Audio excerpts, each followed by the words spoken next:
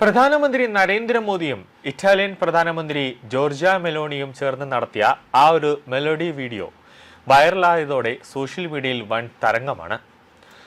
17.5 കോടി പേരാണ് ആ വീഡിയോ കണ്ടത്. 11 സെക്കൻഡ് ദൈർഘ്യമുള്ള വീഡിയോ ഇന്റർനെറ്റിൽ തരംഗമായി തന്നെ നിൽക്കുകയാണ്. എന്നാൽ ഇന്ത്യയിൽ പ്രതിപക്ഷ നേതാവ് രാഹുൽ ഗാന്ധി ഇപ്പോൾ അസ്വസ്ഥനാണ്. മോദിയുടെ ഈ പ്രവൃത്തിയെ വിമർശിച്ചുകൊണ്ട് രാഹുൽ ഗാന്ധി ഇപ്പോൾ ഓരോന്നായി സമൂഹ മാധ്യമങ്ങൾ ഇങ്ങനെ പറഞ്ഞുകൊണ്ടിരിക്കുകയാണ്. ഇനിയിപ്പോൾ രാഹുൽ ഗാന്ധിയുടെ അമ്മയായ സോണിയാഗാന്ധിയുടെ നാടായ ഇറ്റലിയിൽ ചെന്ന് നരേന്ദ്രമോദി ഷൈൻ ചെയ്തതുകൊണ്ട് അതിലൊന്ന് വിരളി പിടിച്ചിരിക്കുകയാണോ രാഹുൽ ഗാന്ധി എന്നൊരു സംശയമുണ്ട്. ഇന്ത്യ ഏതൊക്കെ നല്ല കാര്യം ചെയ്താലും ഉടനെ തന്നെ അതിൽ എന്തെങ്കിലും ഒരു കുഴിത്തിരുമ്പ് കൊണ്ട് വരുന്ന ഒരു ഇന്ത്യയുടെ പ്രതിപക്ഷ നേതാവാണ് രാഹുൽ ഗാന്ധി എന്ന് പറയുന്നത്. നമുക്കറിയാം, ഈ ഓപ്പറേഷൻ സിന്ദൂർ സമയത്ത് തന്നെ പാകിസ്ഥാന്റെ ഏതൊക്കെ തന്ത്രപ്രധാന സ്ഥലങ്ങൾ നമ്മൾ തകർത്ത് തരിപ്പണമാക്കി എന്നല്ല രാഹുൽ ഗാന്ധിക്ക് അറിയേണ്ടിയിരുന്നത്.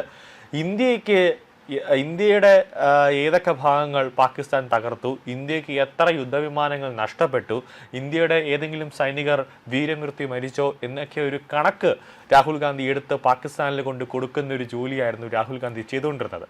അത്രയേറെ ഭാരതത്തോട് സ്നേഹമില്ലാത്ത രാജ്യദ്രോഹ പ്രവർത്തനങ്ങൾ ചെയ്യുന്ന, ഭാരതത്തെ ഏത് വിദേശ രാജ്യത്ത് ചെന്നാലും ഭാരതത്തെ കുറ്റം പറയുന്ന ഒരു ഇന്ത്യയുടെ പ്രതിപക്ഷ നേതാവാണ് രാഹുൽ ഗാന്ധി എന്ന് പറയുന്നത്. കാരണം ആ നരമ്പിലേക്ക് ഓടുന്നത് ഭാരതീയ രക്തമല്ലാത്തത് കൊണ്ടാണ് ഈ ഭാരതത്തെ ഇങ്ങനെ തകർക്കാനായിട്ട് ഇപ്പോൾ രാഹുൽ ഗാന്ധി കൂട്ടുപിടിക്കുന്നത്. പതിവ് നയതന്ത്ര പരിപാടികളിൽ നിന്ന് വ്യത്യസ്തമായി മോദി മെലോണിക്കൊപ്പം ഒരു സെൽഫിയും എടുത്തിട്ടുണ്ടായിരുന്നു. അതും പോസ്റ്റ് ചെയ്തു. പാർലയുടെ മെലോഡി ടോഫി, അതായത് ഒരു പാക്കറ്റ് മുട്ടായാണ് മോദി മെലോണിക്ക് സമ്മാനിച്ചത്. ഈ വീഡിയോ ഇൻസ്റ്റാഗ്രാമിലും എക്സിലും പോസ്റ്റ് ചെയ്തു. മിനിറ്റുകൾക്കുള്ളിലാണ് അതൊരു വൈറലായി തരംഗമായി മാറിയത്. മോദി ഒരു വലിയ സാങ്കേതിക വിദഗ്ധനാണ്. ഡിജിറ്റൽ പ്രവണതകളുടെയും സോഷ്യൽ മീഡിയയുടെയും സൂക്ഷ്മതകൾ അദ്ദേഹത്തിന് നന്നായി അറിയാം. ഒരു അസാധാരണ നേതാവായ മോദി എപ്പോഴും യുവാക്കളുമായി ബന്ധം നിലനിർത്താൻ ശ്രമിക്കുന്ന വ്യക്തിയാണ്. അതുകൊണ്ടാണ് മെലോഡി എന്ന ഹാഷ്ടാഗ് പ്രചരിപ്പിക്കാനും മോദി ശ്രമിച്ചത്. തന്റെ പ്രസംഗത്തിൽ ഇറ്റാലിയൻ പ്രധാനമന്ത്രി മെലോണിയുടെ അസാധാരണ നേതൃത്വത്തെ മോദി പ്രശംസിക്കുകയും ഇന്ത്യ യൂറോപ്യൻ യൂണിയൻ സ്വതന്ത്ര വ്യാപാര കരാർ ഒപ്പിടുന്നതിൽ അവർ വഹിച്ച പങ്കിന് നന്ദി പറയുകയും ചെയ്തു. മോദിയെ പ്രശംസിച്ചുകൊണ്ട് മെലോണി പറഞ്ഞത് അദ്ദേഹത്തിൽ നിന്നാണ് താൻ എങ്ങനെ അധ്വാനിക്കണമെന്ന് പഠിച്ചതെന്നാണ്. പരിശ്രമം എന്നൊരു ഇന്ത്യൻ വാക്ക് വളരെ നന്നായി ഉപയോഗിക്കുന്നുണ്ട്. പരിശ്രമം എന്നാൽ കഠിനാധ്വാനം, നിരന്തരമായ പ്രതിബദ്ധത ഇന്ത്യയിൽ പലപ്പോഴും ഉപയോഗിക്കാറുണ്ടെന്ന് എനിക്കറിയാം. അത് പലപ്പോഴും വളരെ ജനപ്രിയമായ രീതിയിൽ ഉപയോഗിക്കുന്നു.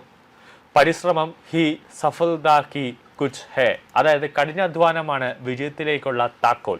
2022 മെലോണി ഇറ്റലിയുടെ പ്രധാനമന്ത്രിയായതിനു ശേഷം പ്രധാനമന്ത്രിയായി മോദിയും മെലോണിയും 7 തവണ കൂടിക്കാഴ്ച നടത്തി. രാഹുലിന്റെ അമ്മ സോണിയ ഇറ്റലിക്കാരിയാണ്. സോണിയാഗാന്ധിയുടെ ഭവനം ഇറ്റലിയിലെ വിൽസൻസയ്ക്ക് അടുത്താണ്. അമേഠിയിൽ നടന്ന ഒരു റാലിയിൽ രാഹുൽ ഗാന്ധി പറഞ്ഞത് ഇങ്ങനെയാണ്: സമ്പദ് വ്യവസ്ഥ കടുത്ത വെല്ലുവിളികൾ നേരിടുന്ന സമയത്ത് മോദി ഇറ്റലിയിലെ മെലോണിക്ക് ടോഫി, അതായത് മധുരമിഠായി വിളമ്പുന്ന തിരക്കിലാണ്.